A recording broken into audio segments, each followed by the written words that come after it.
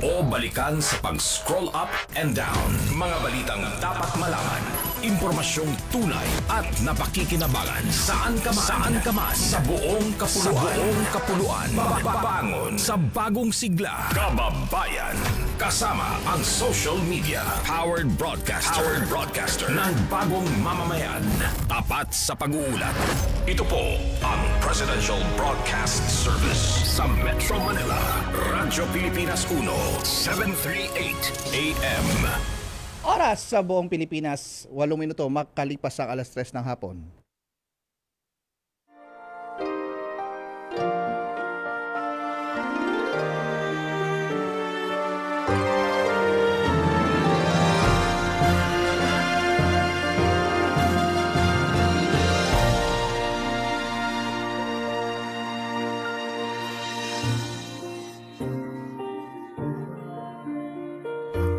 Isang magandang hapon po sa inyo lahat at ngayon po ay ika-1 ng buwan ng Disyembre 2024. Kamusta po ang bawat isa sa inyo? Ramdam nyo na ba ang Pasko? Na 23 days na lang po at ipagdiriwan na natin ang Pasko for 2024. At syempre, ngayon po dito kami, welcome dito sa Radyo Pilipinas, 738 kHz, ang Kalinga Hatid. Tayo po ay napapakinggan sa 738 kHz Radyo Pilipinas at tayo ay napapanood sa Apordabox Digibox Channel 43 to 45 at tayo napapanood din sa Facebook Live na Kalinga Hatid at syempre sa Radyo Pilipinas. At syempre ngayon ng araw na to ay tatalakayin natin ay sinasabi po nilang Volunteers Month. Pero bago lahat, nais nating pasalamatan ng bumubuo ng ating programa mula sa Presidential Broadcasting Service, ang ating direktor, si Sir Fernando Sanga, ang ating si Sir Dindo. Pero siyempre, pasalamatan natin sa Presidential Communication Office, si Cesar Chavez, Dr. Cesar Chavez. At siyempre, ang ating station manager, Sir Alan Alyanige. At ang iba pa nating kasama, Sir Ray Sampang, si Sir Maki, at sa technical side, Sir Oli Lopez at si Ma'am Joy Timidan. At sa Philippine Red Cross, ang ating Chairman and CEO, Richard J. Gordon, Secretary General Dr. Gwen Pang, kasama yan ang ating Vice Chairman, Governor Corazon Alma de Leon at iba pang Board of Governors ng Philippine Red Cross. At ang mga chapters natin, mahigit 100 chapters natin nationwide, kasama ng kanilang Board of Directors, Chapter Administrator, at mga Red Cross 143 at Red Cross Youth. Okay, hindi na natin patatagalin pa. Makakasama natin, syempre, lagi-lagi dito sa ating programa, ang ating Vice Chairperson, Governor Corazon Alma de Leon. Magandang hapon po, Gob. Yes, magandang hapon. Ang nasa pangalan lang na guest natin, Roston Pagtlibar, pero 4 pala, ay 3 ang ating guest. At gusto ko lang batiin si Andrew Nocon na nag-celebrate ng kanyang birthday kahapon. Opo. Imbitado natin siya ngayon, pero mag-a-attend siya sa libing yata ni Governor Laurel. Pumanaw na si Governor Laurel. Po. So, sa pagpapatuloy natin, gusto nating magpakilala ang mga volunteer na panauhin. Siguro simulan mo na kasi ang iba hindi nakalagay ang pangalan. Opo. Pero Gob, bago tayo magsimula sa mga ating mga panauhin, Gob, hindi man lang natin nakasama si Governor Andrew Nocon. Meron pong na magpapahayag ng kanyang mensahe sa hapong ito at pagbati sa mga nanonood. Pakinggan, panoorin po natin ito, Gob Cora. Sige, go ahead. Pagdiriwang natin sa panahong ito ng pagmamahalan, kagalakan at pagbibigayan, ipaalala sana natin ang tunay na diwa ng Pasko ay ang regalo ng buong pusong simpatya sa mga nangangailangan, init ng pagsasama-sama at ang pag-asang hatid natin sa isa't isa.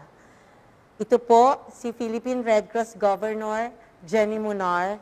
Sa ngalan ng pamilya ng Philippine Red Cross, binabati namin kayo ng isang maligayang Pasko at manigong bagong taon na puno ng pagpapala, pag-asa at kalusugan.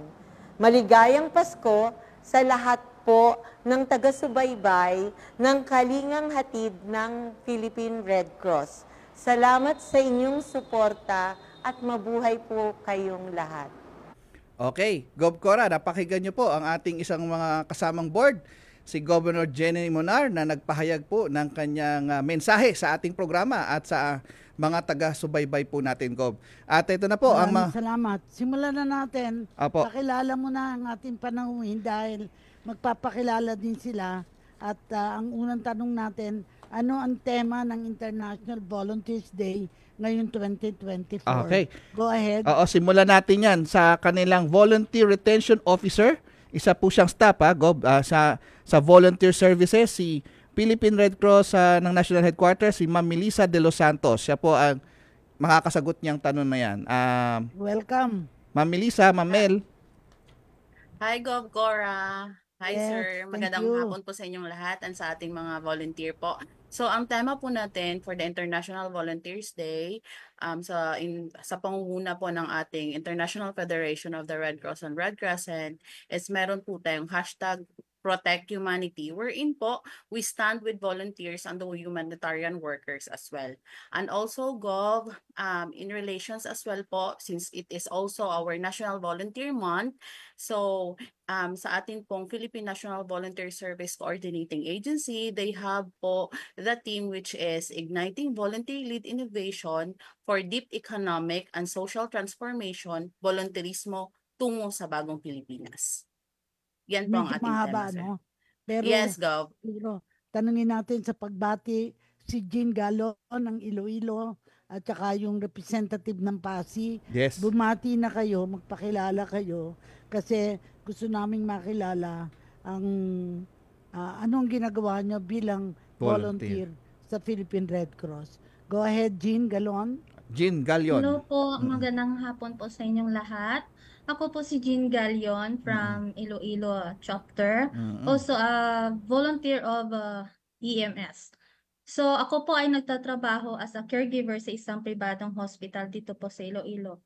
Also po pag may time po ako, nagvo-volunteer din po ako dito sa Iloilo chapter po ng Philippine Red Cross. Magandang balita yan. Sino naman taga-Pasi? Jason Riba ang pangalan? Hindi, Roston Paklibar. Si Roston okay. Paklibar. Andito ba siya? Opo. Yes, good afternoon. Ayan. Jason, go ahead. Roston Paklibar, go ahead. Bumati ka na.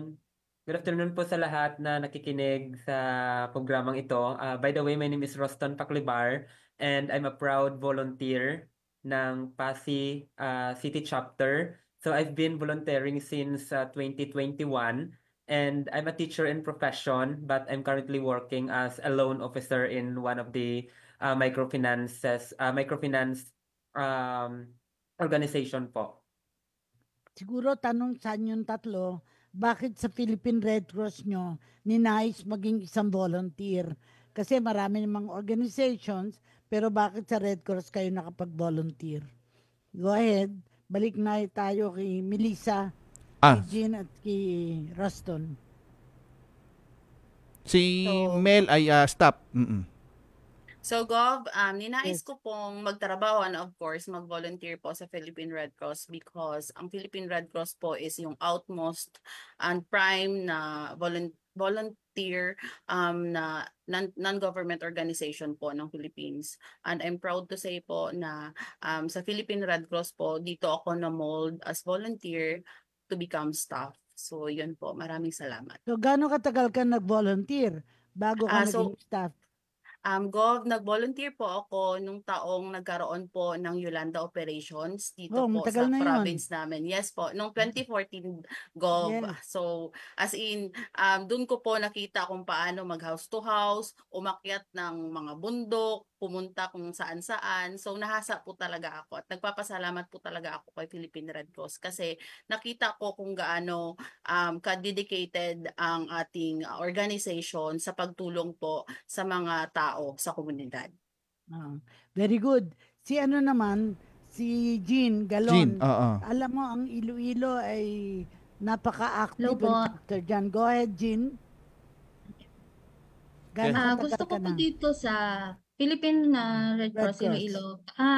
Pumasok po ako dito dahil kumuha po ako ng caregiver na course. So automatic meron po kaming subject na para po sa Red Cross na BLS. So yung nakita ko po noon lang sa TV is now nandito na po ako. So nakaka-proud po talaga na makapasok sa Philippine Red Cross at magiging isang Red Crosser kasi po lahat po ng mga skills, lahat po ng mga kailangan kong matutunan natutunan ko po doon sa Philippine Red Cross na volunteers po. At Happy for magagamit that. ko rin po. Oo. Yes po, Nakakatuwang nagagamit ko rin. marinig.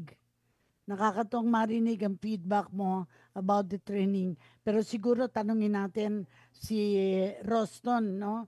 Kasi sabi dito, 4 years kang Red Cross, 143 volunteer teacher, and ang designation mo, chapter-based volunteer sa safety services. So ano ang tinuturo mo ngayon sa Red Cross bilang volunteer? Go ahead, Roston. Yes, thank you, ma'am. So currently po, I am a licensed instructor for first aid.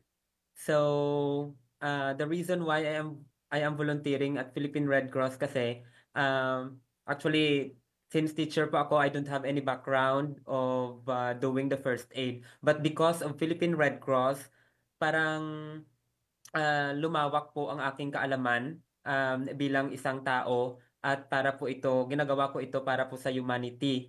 So, dati po, mahiyain po ako, hindi po ako makapagsalita sa public. But after 4 years of volunteering to Philippine Red Cross, dito ko po nalaman nyo na may potential po pala ako na maging instructor. And because of that, nandito po ako, hindi lang po nagjo-join sa mga volunteer works, kundi ako na po talaga yung tumuturo sa mga communities kung paano po mag-first aid. Very good. Ngayon, ang gusto naman nating malaman, bilang volunteer, ano mga di nyo makakalimutang experience, no? Being a volunteer sa Philippine Red Cross. Siyempre, kanya-kanya kayong mga experiences. Pero ano yung unforgettable experience na marirecall nyo, maikwento nyo ngayon dito sa ating radio program? Balik tayo kay Melissa, kay Jean at saka kay Roston para lahat tayo makaparticipate. Go So, ahead. thank you. Yes, thank you, Govno. So, yung hindi ko po makakalimutan na volunteering work is noon pong na-deploy ako sa Batanes. So, doon ko po nakita at nalaman na yung grabe po doon na nagkaroon po kami ng time na walang supply ng asin. So, alam niyo po na sa pinakadulo ng Pilipinas, naaabot pa rin siya ni Philippine Red Cross. Ganun po ako ka-proud na being a volunteer at tsaka sa organization na kahit gaano man kalayo, so yung mga most vulnerable talaga po ang ating pinupuntahan at mga nasalanta po. So thank I'm you. sure si Jean may kukwento din kanyang experience sa Iloilo, and of course si Roston naman sa ano bang area ka, sa Pasig, Iloilo. Go ahead, Jean. Pareho kayong Yung Iloilo. unforgettable po na experience ko is yung that time po ng day, before that day, meron po kaming occasion dito as a dinagyan. So, that time, past na po ng hapon, hindi pa po kami kumakain ng lunchtime. So, that time, sabi namin, kakain muna kami. So, nakahanda na yung pagkain, pero bigla-bigla, ura-urada, in a seconds, meron pong sunog. So, yung pagkain namin sa ibabaw ng lamesa, hindi na namin na kain. Ura-urada na, pumunta na kami ng sunog kasi po, urgent po yun naka 4th level alarm na. So, maraming tao na po yung nangangailangan ng tulong namin. So, nakaka-proud kasi at nakakataba ng puso nung tinulungan namin is nakapag-thank you pa po sa amin that time. Oo. Yan po. Si Roston. Ikaw naman magkwento. Okay, thank you po. Sa akin po yung very unforgettable moment or experience ko po being a volunteer is yung during the pandemic po. Kasi I have experienced to risk my own health just to go to borders to borders po to give hot meals for those affected by the lockdown. And yung pagbibigay po ng mga hand washing facilities doon sa mga areas na may positive cases. So it might be simple to everyone, pero yung simple act po namin dito sa PASI chapter specifically is have helped thousands of people po during the pandemic. So ayun po, isa pa po is yung pumunta po kami sa IPs na community. It was December, may COVID po iyon. So doon ko po na-realize na even may COVID, we can still bring happiness and smiles to those people na mga IPs kasi they really need to have that care at tsaka po kung wala po tayo, sino po ang magbibigay sa kanila ng kasiyahan? So, yun po, yung mga hindi namin makakalimutan dito. Oo. Ah, tamang-tama, no? Nagpadala ng message si retired Chief Justice Hilarion Davide Jr. At ang sabi niya, and I think tamang-tama ito para sa inyo. Sabi niya, we welcome this blessed and beautiful Sunday, the first day of December, by knowing who to remember. Whenever we feel weak, let us remember those who made us strong and keep going on. Whenever we start to doubt ourselves, let us remember those who believed in us and keep going on. Whenever we start to fear, let us remember those who prayed for us and keep going on. Whenever we have fallen, let us remember the hand of God, which He has always extended to us, so we can stand again and keep going on. God alone is our rock and salvation, our secure height. We shall never fall. Above all, in this month of Christmas, we remember Jesus, our Savior, as we eagerly await His prepare to welcome Him in our hearts and homes. May we all have a Jesus-filled Christmas month. Kaya nagpapasalamat tayo kay retired Chief Justice Hilarion Davide Jr. for greeting us in our radio program. Sa pagpapatuloy natin, I want you to plan to talk about ano ang pakiramdam nyo pag nakakatulong kayo sa mga tao. Anong nagiging pakiramdam ninyo? Kasi syempre, iba yung feeling na nakakatulong, iba yung feeling na tinutulungan. Imagine, ang tinutulungan natin yung mga the most vulnerable, the most isolated, and yet kayo naman, ano naman ang experience yung di malilimutan as you volunteer to those special people. Later, after the break, you will talk about yourself, sino yung mga parents nyo para magpapasalamat tayo sa mga parents nyo who enabled you to be able to volunteer with the Philippine Red Cross. In the meantime, gusto ko lang sabihin yung ano ang pakiramdam nyo pag nakakatulong kayo sa mga tao.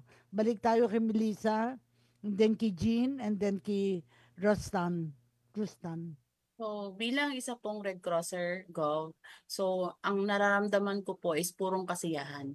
Kasi po, makita ko lang po ang mga ngiti at yung mga pasasalamat po ng ating mga taong natutulungan at saka yung mga most vulnerable na tutulungan natin, yung pagod nyo po napapawi, yung pagod po natin napapawi. So yun po, kasayahan po. Parang you feel proud na you are volunteering, okay? Yes. Si Jean. Go ahead, Jean. Sa akin po, kahit po galing po ako sa trabaho, nag-volunteer po ako dito.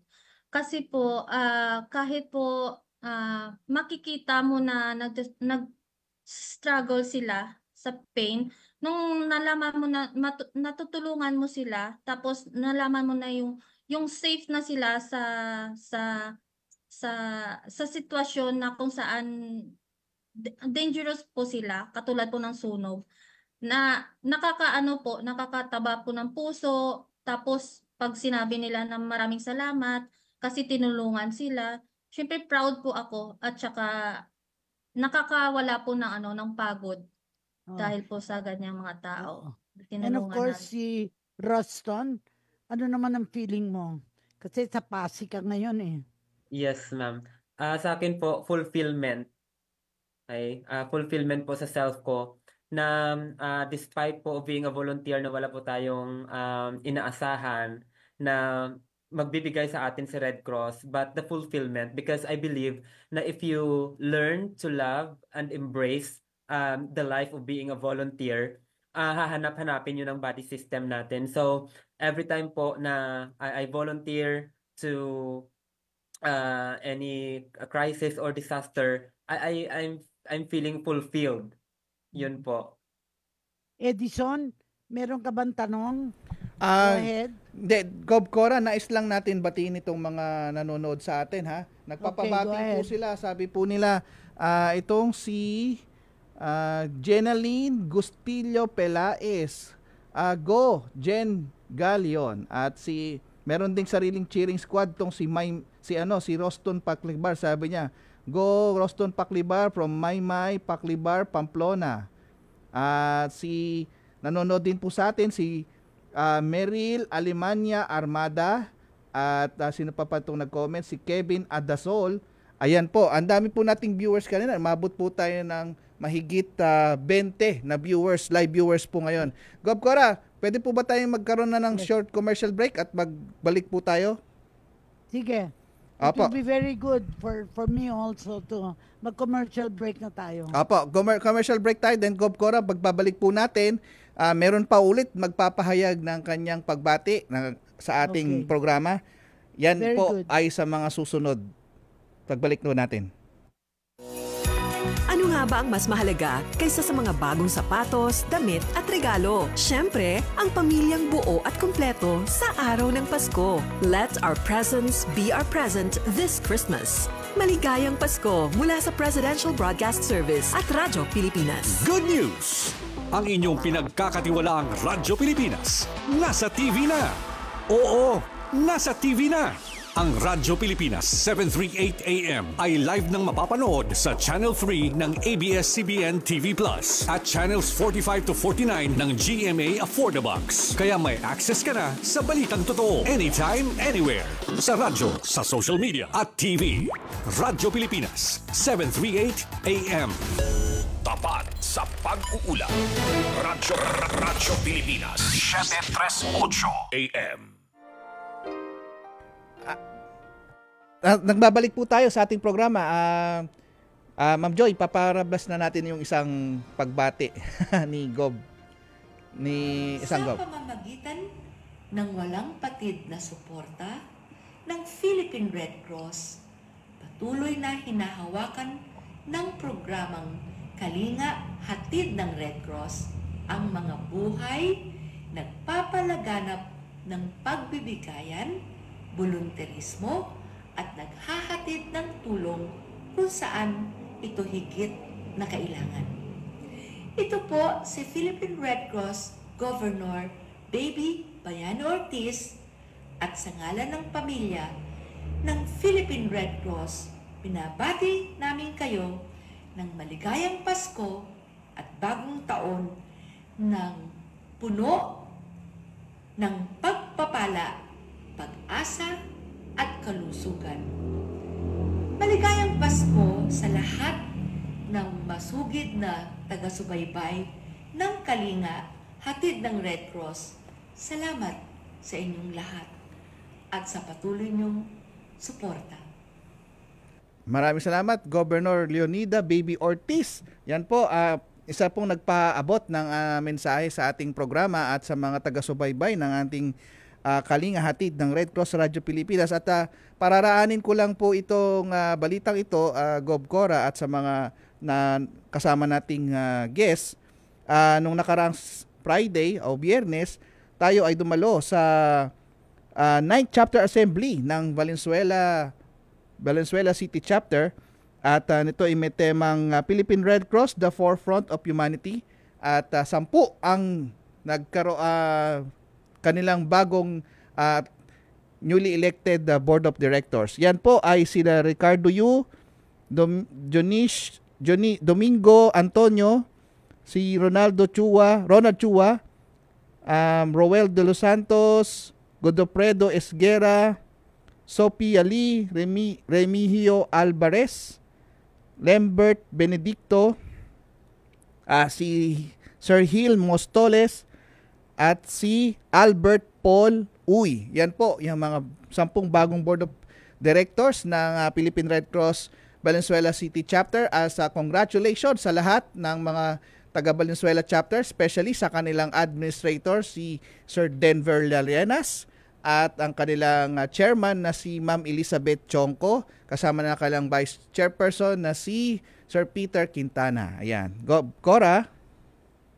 Tuloy natin, gusto nating makilala kung sino ang mga bisita natin ngayon, yung background.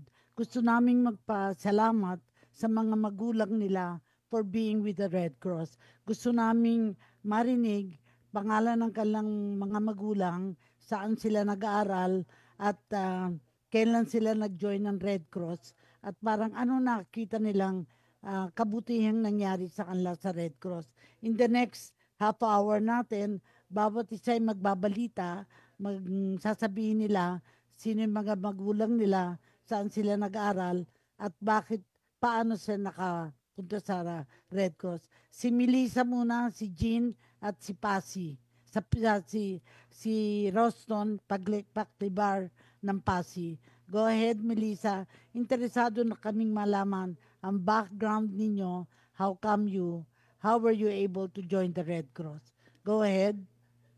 So, magandang hapon ulit po, Govno. So, ang aking po mga magulang, ang tatay ko po ay isang aquaculturist, while si nanay po ay isang housewife.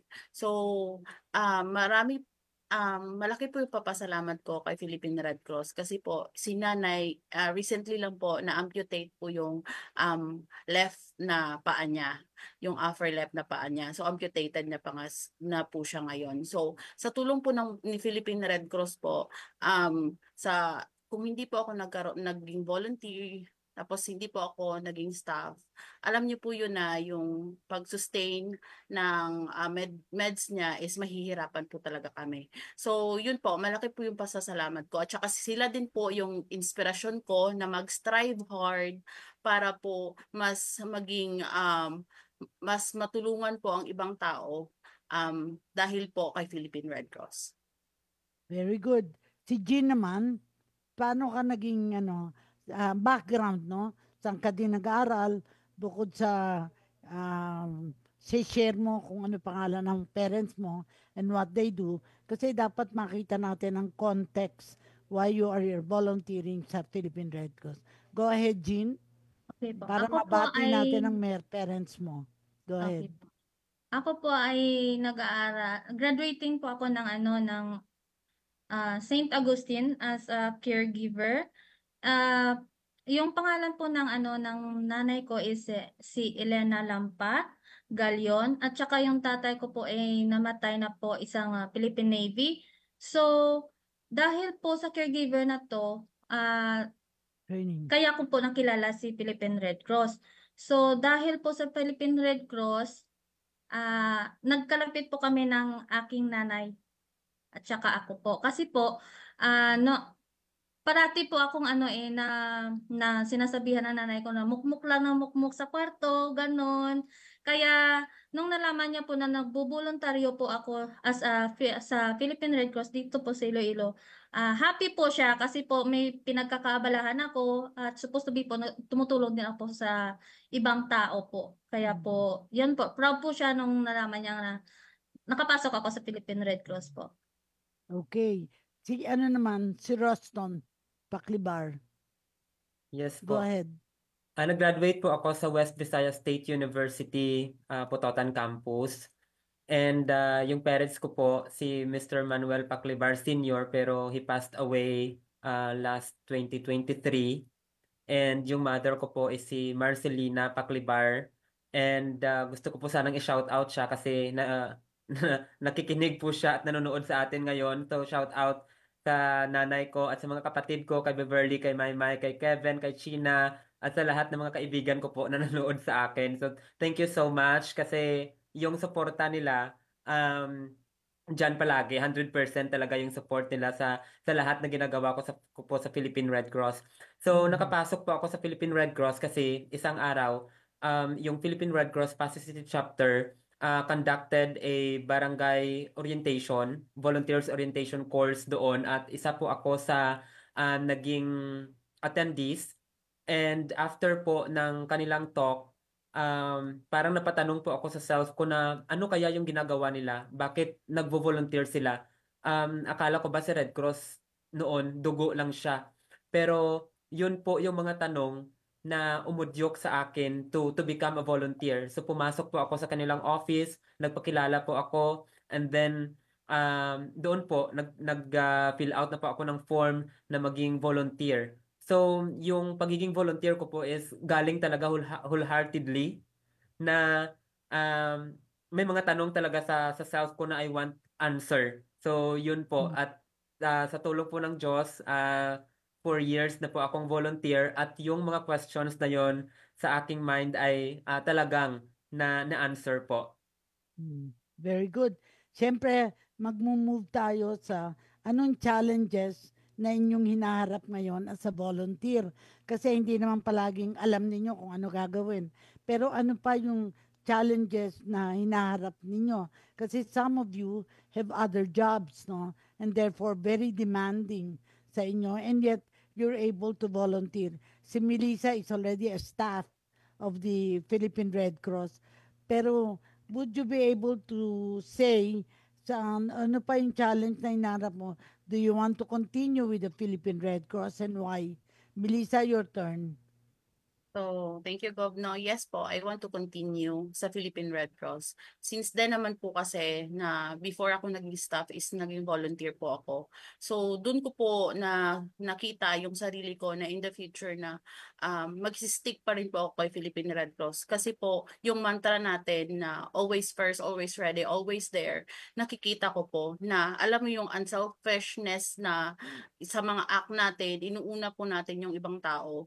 And always po na sa mga community na mga pinupuntahan natin, na mga natutulungan natin, self-fulfillment ko na po yun. So, kumbaga, sa sarili ko, kung hindi ko man magawa na makatulong sa ibang tao, sa ngayon, basta nandito po ako sa organization, alam ko po makakatulong ako.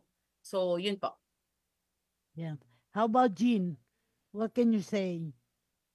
Ako po kasi sa pribadong ospital pa ako nagtatrabaho. So yung time po is very tawag nito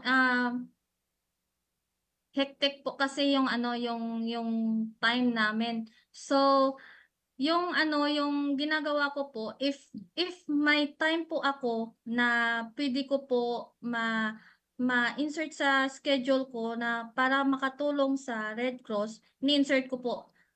Nilalagay ko po katulad po Saturday, Sunday po, pag wala po akong trabaho, nagjo-duty po ako ng Philippine Red Cross.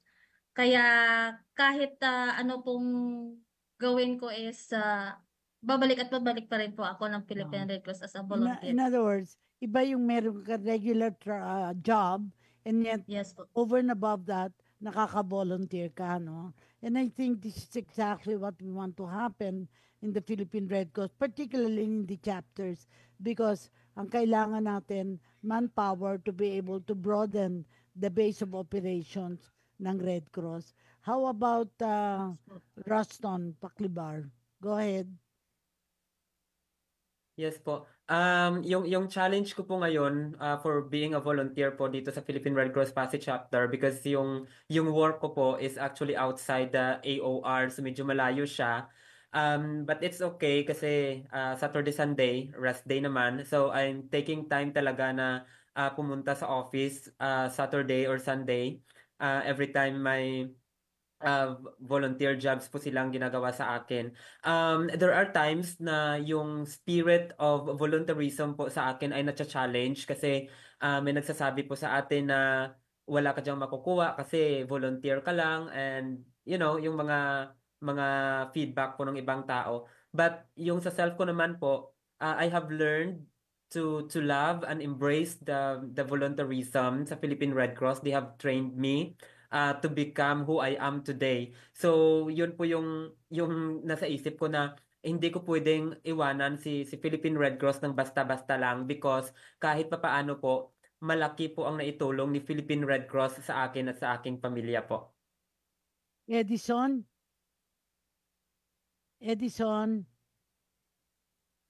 hindi na yata nakikinig sa Edison.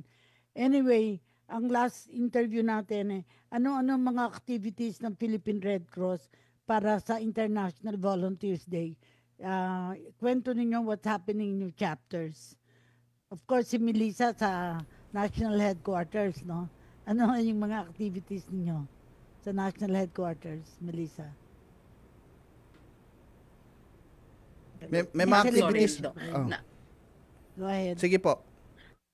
So dito po sa National Headquarters, Gov, so of course meron po tayong hanging of tarpaulins and banners po sa vicinity po ng ating mga chapters, as well as meron po tayong ikakandak na mga online workshop po in relations po yon sa ating One PRC plan, and also Edison, may mga step out lang ako ha. Please continue. Sige po, Gob. So, Apo. okay. So, also po, meron po tayong ikakandak na series of online webinars po sa ating mga Red Cross 143 na mga points of contacts po para ma-enhance po sila para po mag-participate ng actively sa ating Red Cross 140 program. And also po, we will going to have an appreciation and Thanksgiving po dito sa mga volunteers po sa National Headquarters. So kaunting salo-salo lang siya. Pasasalamat po sa ating mga active na mga volunteers po sa National Headquarters. And of course, yung strengthen and continuous po na technical support in relations po sa promotion ng ating Red Cross 143 program po. Dito po yan sa National Headquarters. Mamel, ito tanong ko sa iyo, na ang laki ng naging impact, naging ginawa ng mga volunteers natin dahil alam mo naman na sunod-sunod yung naging bagyo natin nitong nakaraang 2 buwan, na mula October, November. Paano mo isasalarawan yung efforts ng mga ginawa ng mga ating volunteers nung paano sila nagre-report, kinukuha niyo yung report, tapos nakakatulong sa ating pagresponde? So, yun po no, malaki po yung pasasalamat namin dito sa National Headquarters, especially po sa mga chapters kasi yung mga chapters po talaga ang pinaka point of contacts po natin. Sila po yung nag-recruit ng ating mga volunteers. So, dito po sa National Headquarters, yung ginagawa po natin, usually po pag may mga operations po tayo, since diba previously we have a lot of series of mga typhoons like Christine, Pipito, to name some. So, ang ating mga volunteer po is dito sa National Headquarters, constant po natin sila yung tinatawagan. Tinatanong natin yung situation nila doon, pinapa-report natin sila. While ang ginagawa po ng ating mga chapters is of course sa AOR nila, nagko-coordinate din po sila sa kanilang mga Red Cross 143. Yung tulong po ng mga Red Cross 140 volunteers natin is napaka-significant po yon, malaking tulong po kay Philippine Red Cross para po makakuha tayo ng first-hand information po sa ating mga volunteers. So that is why po always na sinasabi ni Chairman na dapat po i-activate natin, i-train natin ang ating mga volunteers on how to report. Kasi po of course para po maka-help din sila sa mga constituent nila. So really po the Red Cross 143 na program po natin is very important po sa atin po, sa organization, of course, sa community members po. Ayan. At syempre, yan, experience yan ng ating mga kasamang volunteers ngayon, si Sir Roston at si Ma'am Jean. May tanong ako sa inyong dalawa, sa mga volunteers. Paano nyo nahahati yung pagiging volunteer nyo? Syempre, isa teacher, isa caregiver. Paano nyo nahahati yung panahon nyo na, diba, may pamilya rin kayo, tapos meron din kayong extracurricular sa ibang lugar, o meron kayo ibang ginagawa? Paano nyo nahahati ang panahon nyo? Si Ma'am Jean muna. Sa akin po kasi, pagkatapos po ng syempre uunahin po yung mga bagay-bagay po na nasa bahay, katulad po yung may mga example, may anak ka, unahin mo muna yung anak mo.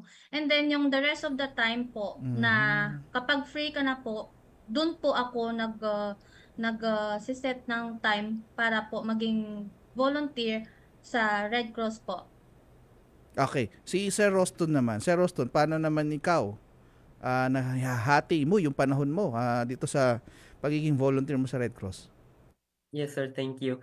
Ako po naman kasi single, so I have all the time to volunteer. Pero every time po na may trabaho, I make sure po na during my rest days, tuwing ipapatawag po ako sa chapter namin, pumupunta po talaga ako. And kasi po, if you live being a volunteer, if you love that volunteerism within you, you will always find a way po na maging volunteer po. Anong subject tinuturuan mo, sir? Teacher ka? Ano ka? Grade school? Actually po, hindi ko po ginawang career yung pagiging teacher. Okay. Ngayon po ay nagtatrabaho po ako bilang isang loan officer po sa microfinance. So hindi ka talaga totally nagturo? Yes, sir. Okay. Si Ma'am, si Ma'am Jean. Ma'am Jean, nakapag-abroad ka ba o dito ka nagsagawa ng iyong profession as a caregiver? Si Ma'am Jean. Nakapag-abroad po ako before 4 years po as a DOH po. And then nung bumalik po ako dito, nag-aral po ako as a caregiver. And then doon ko po nakilala si Red Cross Iloilo chapter po. Ayan. At may mensahe, meron tang comment to si Jenaline Pelay. Sabi, I would like to greet my fellow volunteers of Philippine Red Cross Iloilo chapter. And then si Maribel Rojas Salazar, and proud to all PRC volunteers. And Beverley, go Roston, maski hindi nami magtagalog. Nako, di ba intindi siguro sa Tagalog, ha? Okay. Okay, at siyempre wala na tayong panahon at tayo dumako na sa ating huling yugto ng ating programa. Hihingan na po namin kayo ng mga pinal na mensahe, ha. Andiyan pa ba si Gob Cora? Okay, unahin muna natin si Sir Roston. Sir Roston, ang iyong final message po, at kung may mga nice po kayong batiin, may mga nice po kayong mga mensahe po sa ating mga volunteers. Okay, thank you po. Message ko lang po sa lahat na nakikinig at nanonood sa atin na if you have time po, open po palagi yung Philippine Red Cross sa pag-accept ng mga volunteers. So, especially po dito sa AOR namin sa Pasay City Chapter, every day po, pwede po kayong pumunta dito sa office to register as a volunteer para po marami po tayong matutulungan. So, maging part po kayo ng biggest humanitarian organization po. And lastly, I would like to say thank you po sa aming chapter administrator OIC, Mr. Jason Riparman po sa pag-invite sa akin, and lahat ng staff ng Philippine Red Cross Pasay City Chapter. Thank you po. And lastly, to my family na todo support sa akin, kanina na-mention ko na, and yung mga kaibigan ko po, si Nick, si McCoy, so salamat po, at saka si Kaloy. Thank you so much po for your support. Okay, thank you very much, Sir Roston Paclibar, 4 years Red Cross. Apo, hinihingan ko ng Gob Cora ng mga final message ang ating mga panauhin. At ang huli po, ang susunod na po magbibigay ng pinal na mensahe ay si Ma'am Jean Galion ng Iloilo chapter. Galion, ibig sabihin nito, trade, Tama ba ako, Ma'am Jean? Kalakalang Galion po. Oo. Okay, anong final message niyo, Ma'am? Sige. Marami pong nagpapasalamat po ako sa mga taong nag-encourage po sa akin dito, na tiwala po na makasagot ng mga interview, kasi po kinakabahan ako kasi first time po. Nagpapasalamat po ako sa aming CSR kay Maribel Rojas Salazar, at saka po sa aming chapter administrator Sir Gilbert Full Valderrama, sa kay Jenaline Pilae, sa staff po ng Iloilo Red Cross chapter, sa inyo po Ma'am Corazon Alma de Leon, Sir Edison, at saka po sa parents ko po, sa family ko, at saka po kay Jezreel Nacionales. Maraming salamat po. Thank you very much, Ma'am Jean. At susunod naman, si Ma'am Melissa De Los Santos, ang Volunteer Retention Officer of Volunteer Service ng Philippine Red Cross National Headquarters. Ano yung final message, Ma'am? So, in behalf po ng Philippine Red Cross Volunteer Service po, nagpapasalamat po ako sa lahat ng mga volunteers po natin all over the world. And since ngayon po is National Volunteer Month, so nagpapasalamat po ako sa walang sawa ninyong suporta kay Philippine Red Cross at tsaka mabuhay po kayong lahat. Kung wala po kayo, yung Philippine Red Cross po is, alam niyo yun, kasi 80% ng ating manpower is volunteer. So, napaka-importante po ninyo.